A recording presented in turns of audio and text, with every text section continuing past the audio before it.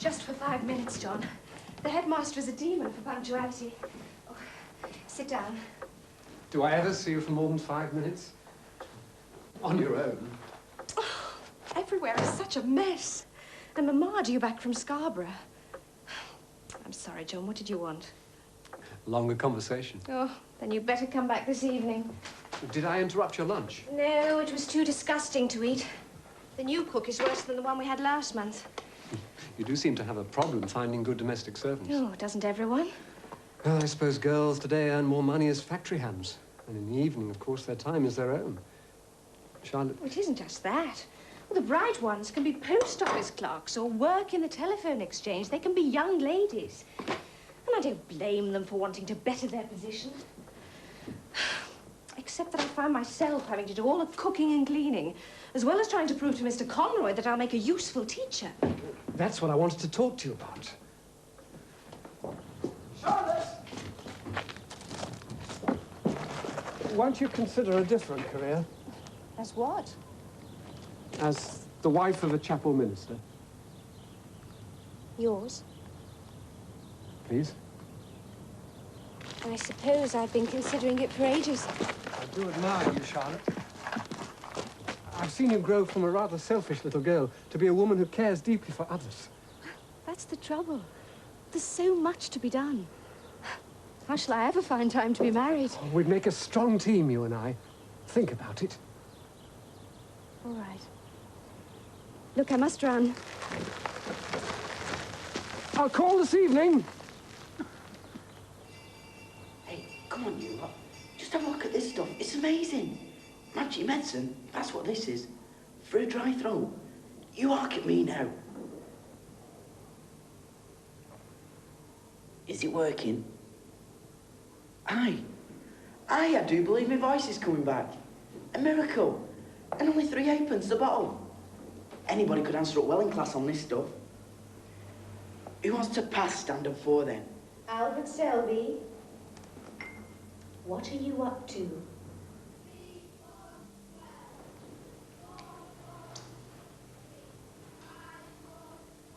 It isn't poisonous, Miss Allroyd. I should hope not. How many bottles have you sold already? 23. Down at the market last Saturday, until the policeman stopped me. Is that where you picked up the trick in the first place? Aye.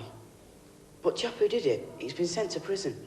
So I've taken over his pitch. Albert, don't you realise any more trouble and you'll be sent to the reformatory? But it does no harm, miss, that stuff. But would it do me any good? Honestly. It might. I thought I'd seen the last of you a month ago. Bad penny, miss. Why did you leave school? Well, I turned 14. Why stop on? Because you're clever. Because you could have won a free place at the new secondary school. And because you need to be kept out of mischief. I don't want no more schooling, miss. I'm going to earn lots of money. How?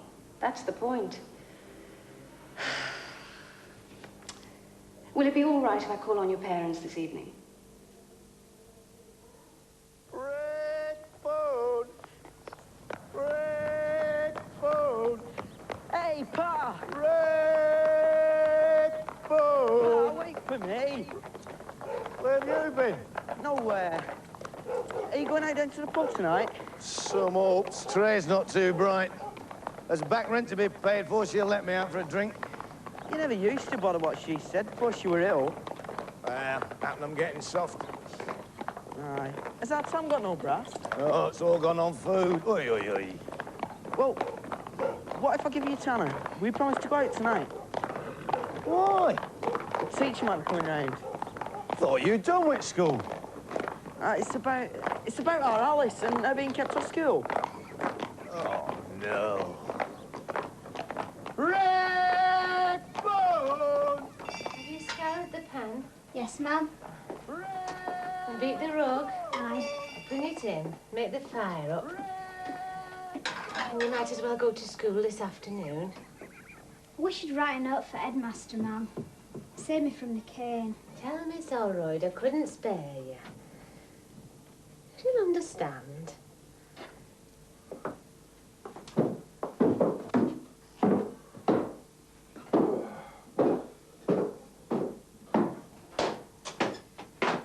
Tom. You shouldn't be awake yet. You need your sleep. What with him shouting and clanging his blooming bell at the window? I'll be all right next week. On the early shift. Not enough sleep while we were on strike to last a good while.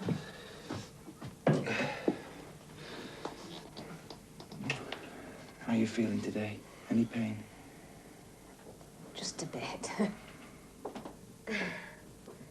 What are you doing still here? Looking after Mum. Ah, well, you should be at school.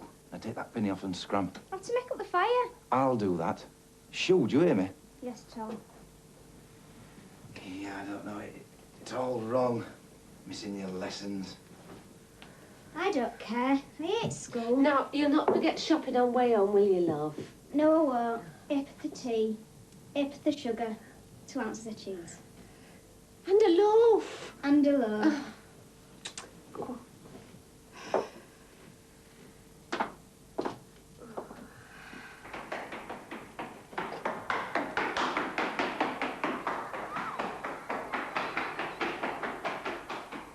Before I began teaching, I'd no idea of how poor children lived. Their education is free, splendid. But if they have no shoes, how can they come to school? And if their parents need them to earn a living, they can leave school at 12 years old. It's much too young, without any secondary school training to give them grown-up skills. So little can be done. Oh, we give them free school meals now, those who are hungry. Medical inspections to make sure they're fit to learn. Lots more games and physical exercise to help them grow up strong. And I do everything in my power to keep them out of trouble. But they must have a brighter future. Good wages to help them rise out of the poverty which oppressed their parents. It'll take so long to achieve. And I get so impatient.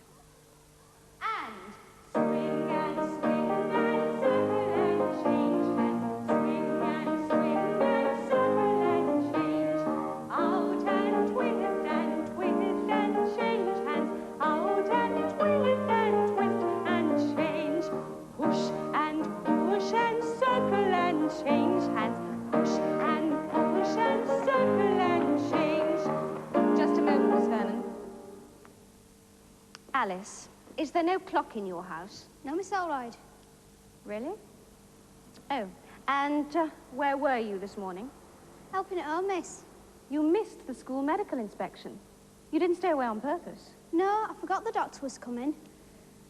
Well, we must all see how fit and strong you are. Bertha, give Alice your club. Yes, Mr. Conroy is watching, so do your best. Keep in time with the music, and no mistakes. Ready? Thank you, Miss Vernon. And swing and circle and change hands. Swing and circle and change. Out and twist, Alice. Change hands, out and twist and... Into pushing. Push and circle and... Oh, Dad. What? What I found? Albert. You left it out for me, honest, Pa. Yeah, that's what you said about Ernie Barraclough's brass bed, and you ended up in front of magistrates for thieving. I saw her. I gave her 2 donkey stones for a doorstep in exchange. Oh, well, that's all right, then. I thought you'd been up to your tricks again. No. No, she gave it me straight up. What? She gave it me. It's all right on the mantelpiece, eh? Yeah, your mum will be pleased with that. Right, it's not knowing it. Oh, it'll look nice. Right, these houses here. Well, let's go down Wellington Street. See what they got to chuck out. Well, get up, lad. Go on. Right, Bill, come on. Good afternoon, class. Good afternoon, Miss Elroyd. Class dismissed.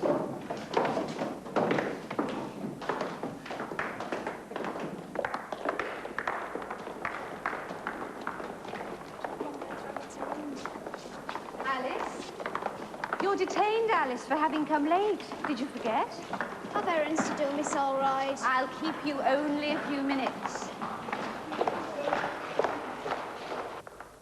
12 now. I know, but partial exemption from school. Mum says I'm to learn the weaving, Miss Holroyd.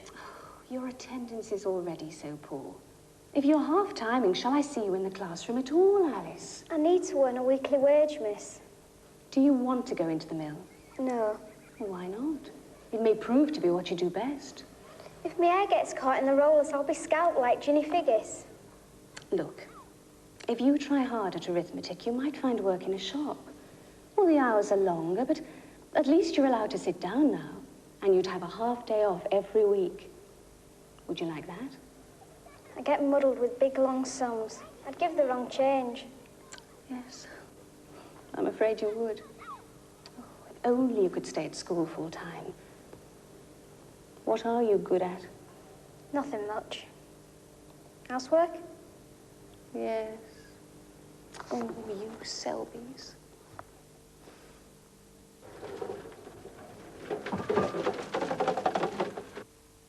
Only 2 ounces, Alice. Please, Mr. Beale. Oh, it'll be all crumbs. Oh.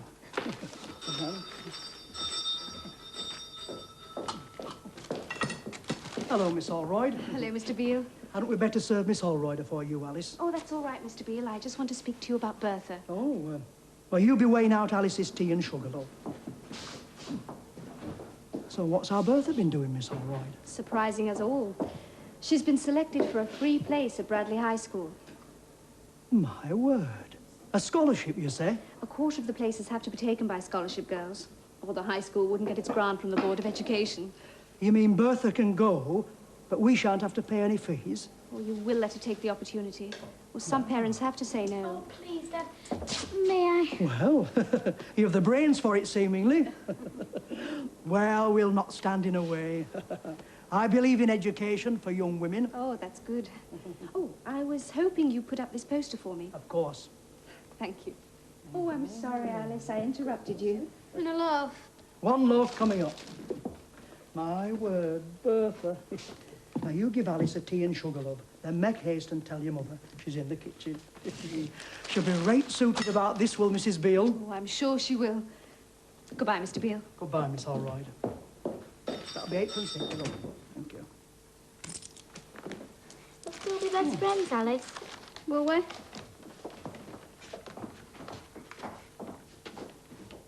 They've had as much education as this family can afford. And they must have jobs with prospects. Alice is afraid of the mill. She'll get used to it. I had to. You only wanted to skiv it for you. She can do that here. No, she'll be well trained. Domestic service is still a good career. Well, she'll have skills and be able to face the world. I can't manage without Alice. She can come home for Saturday and Sunday. She'll earn 3 shillings a week and have her food provided.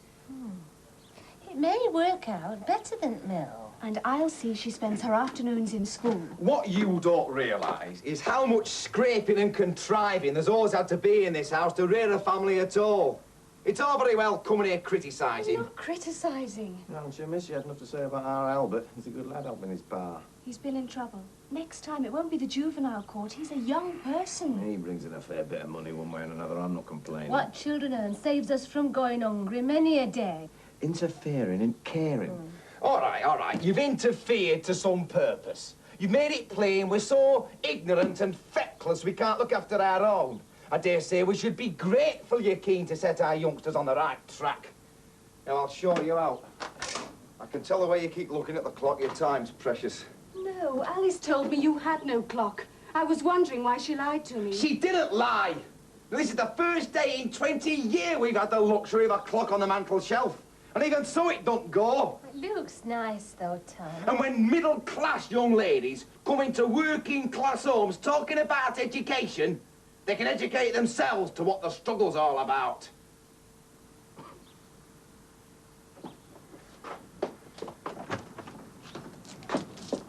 Charlotte. Your family wouldn't have been so hard up lately if the chief breadwinner hadn't been on strike for so long. It's all part of the struggle, love. Please, stop Albert selling his so-called medicine. He claims it will cure bad throats. It won't. Aye, and the clay in the Titanic wouldn't sink. How's Albert any worse? Who's his probation officer? Mr. Pilling volunteered. Oh. What's up? something I forgot. I must go. I'm sorry, Tom. I made a mess of this visit. You meant well. Good night, Charlotte. Tom Selby, how dare you? Easily.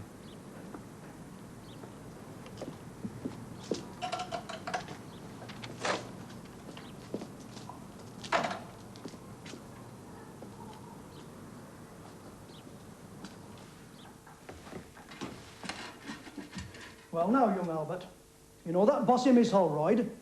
She says that I ought to take you on as a trainee. Aye. Passes on to take the job, if it's offered. Reckon we both better do as we're told, eh? 9 shillings a week. There are good careers in the co-op, and you may end up branch manager, buyer, running one of our factories. Who's to say?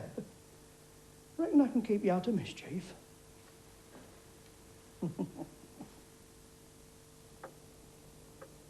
Charlotte, Treacle and licorice water, I think. you tasted it. I said my prayers first. You shouldn't be trading in the street without a license. No. Well, not every kind of juvenile delinquency has come my way yet. Leave it to Albert. He's trying his hand at them all. Charlotte? Hmm? Have we time to talk now? Oh, not really, John. I'm due at a meeting. Earlier today, I proposed marriage to you. I hadn't exactly forgotten. But, well, not yet. Please. For your own sake. I like you far too much to marry you and be a nuisance to you. How could you ever become a nuisance? Easily. Come on. Help me with this.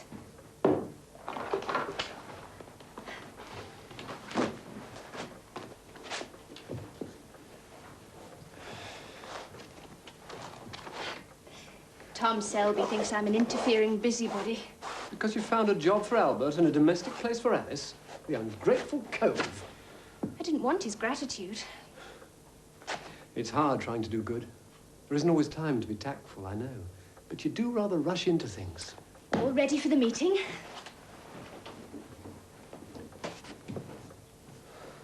Oh, dear Charlotte. Do be careful. I don't want to let you down, but Very disagreeable going to prison. I can't recommend it.